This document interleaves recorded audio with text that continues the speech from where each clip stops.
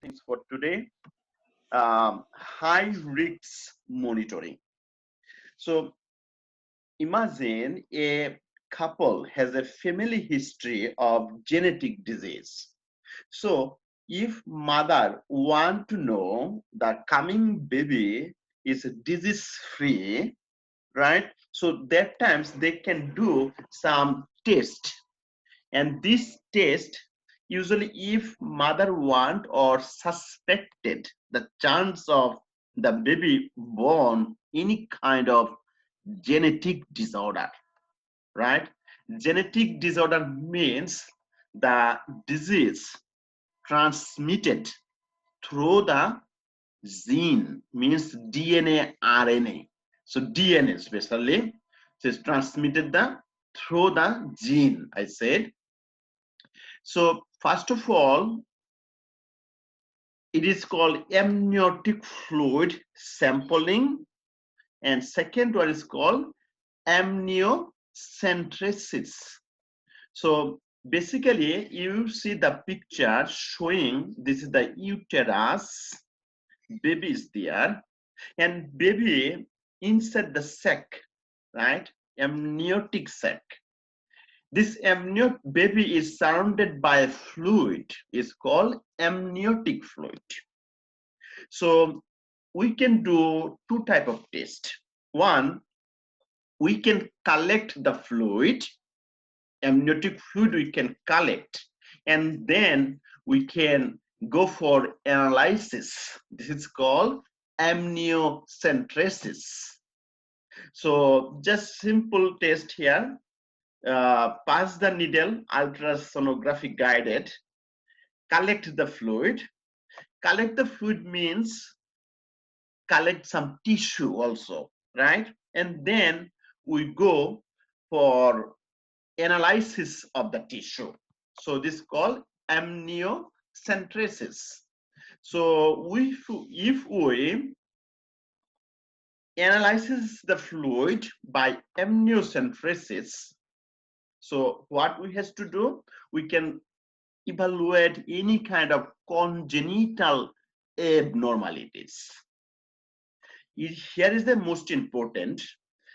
Mother has to be educated that after 14 weeks, of pregnancy, only has a chance of do for the amniocentesis to evaluate or roll out the congenital abnormalities.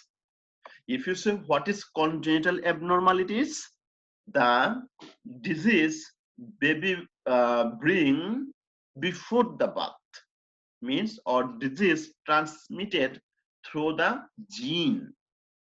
So amniocentesis, and also we can collect the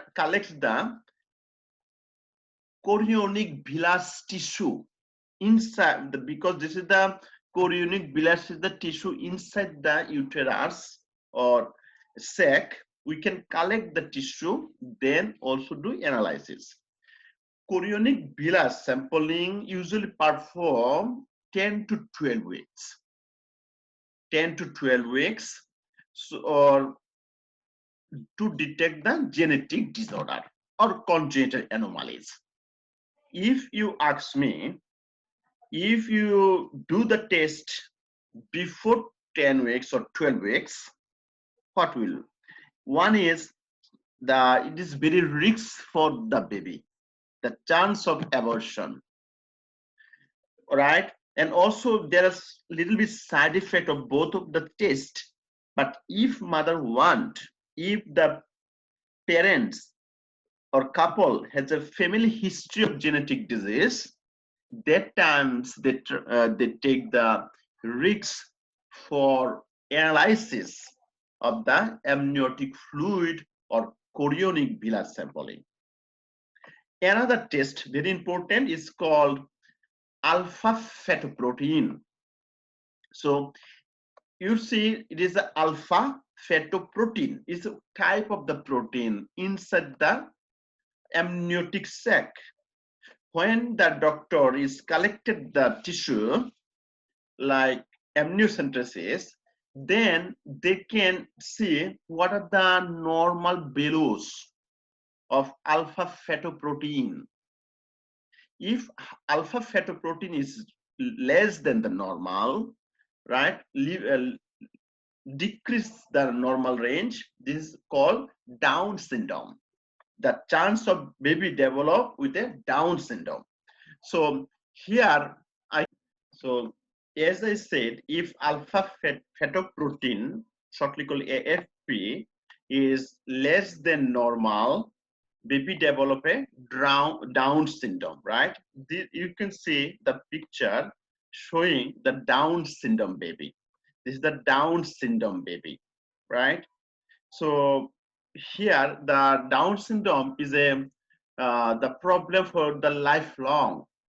Here, if the alpha fetoprotein is more than the normal, the baby develop with a neural tube defect.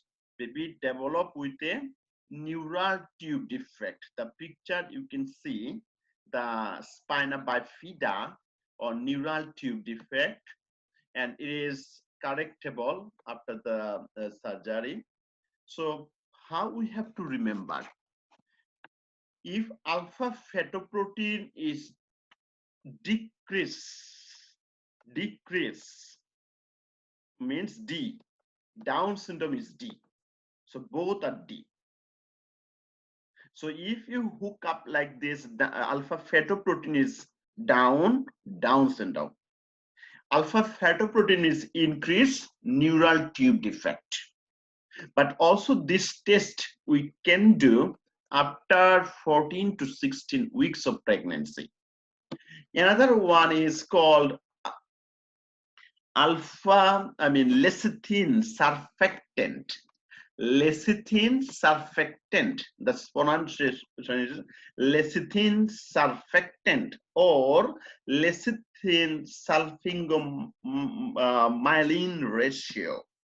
So this one, this LS ratio, very important for the lung maturity.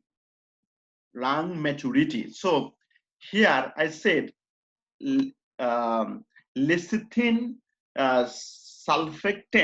surfactant ratio should be 2:1. 2:1. If it is not this, indicate the lung is not mature. So if the lungs is not mature, the baby is difficult of respiration, right? Very important. Another is genetic scanning. This scanning for genetically transmitted disease. So genetic scanning we should do to evaluate, exclude any kind of genetic disorder or congenital abnormalities. We have to know, can do, this is called sonogram. So sonogram is the most common test what mother do during their pregnancy time. So sonogram, I means ultrasonography.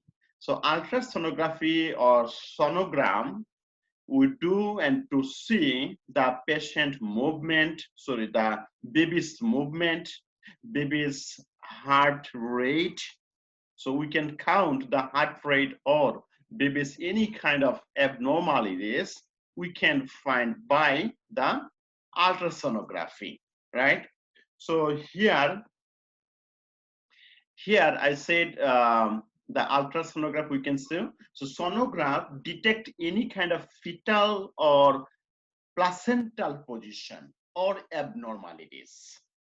Another test we do is called biophysical profile. Biophysical profile.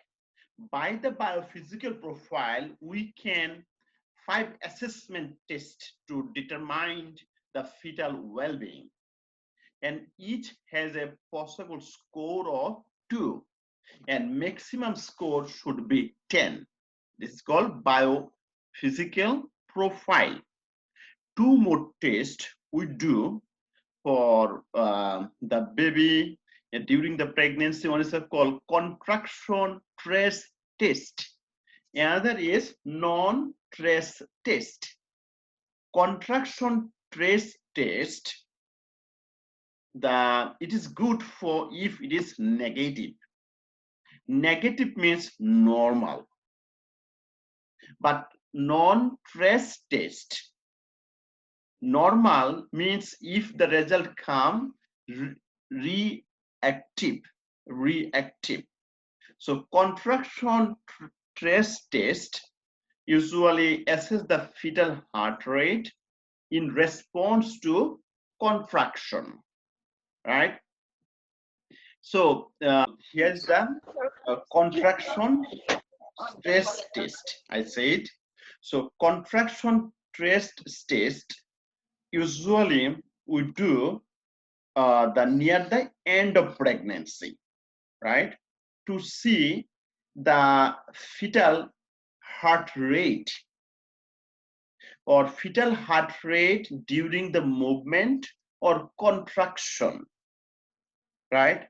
If the baby has any kind of disease, heart disease or growth retardation, we can see the heart contraction or uterus contraction, or even the when mother walking in the treadmill or that during the contraction, if the oxygenation is less, is also reflect in the monitor. So this is the monitor can count the rate. This is the baby you can see, and the contraction of the uterus. So this contraction trace test, normal means if it is negative, and also fetus should not have the late declaration. So if the patient has a declaration or worsen in oxygenation, the fetal heart rate should be impaired. Another test is called non-trace test. Non-trace test negative means reactive.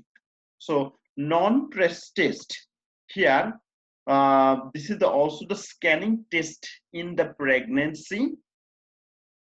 So the fetal heart rate or any cardiography to use to monitor the fetal heart rate in presence or absence of uterus contraction. So this is the the mother is sitting and the monitor is attached to the uterus in the outside, and also can see the fetal heart rate during contraction or relaxation. So basically here I said the non-trace test is typically termed reactive or non-reactive. So if it is non-reactive or reactive, this is the interpretation. So non-reactive means normal. So fetal heart rate should be accelerate 10 to 15 beat per minute in 10 minutes in response to the body movement. So